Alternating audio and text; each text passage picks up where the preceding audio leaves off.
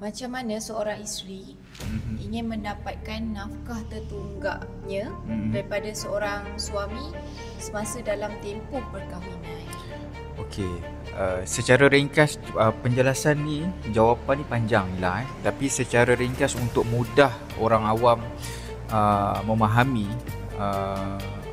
bahasa mudahnya, okey, dia begini. Apabila berlaku tunggakan nafkah isteri ni, si isteri ni boleh pergi ke mahkamah syariah di tempat beliau tinggal, failkan kes tunggakan nafkah isteri. Okey, apa yang perlu dilakukan si isteri ni dalam kes tersebut? Maka pada saat itu si isteri ni kena kemukakan bukti-bukti yang menyatakan bahawa wujud tunggakan.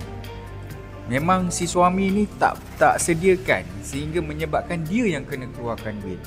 Jadi pada saat itu jika mahkamah mendapati si isteri ni berjaya membuktikan bahawa wujudnya tunggakan dan jika wujud berapa pula jumlah yang sepatutnya si isteri ni dapat, maka pada saat itu mahkamah akan putuskan berapa tunggakan nafkah isteri yang perlu dibayar oleh pihak suami ni kepada isterinya. Itu secara ringkas yang boleh saya ringkaskan untuk memudahkan orang awam faham bahasa undang-undang.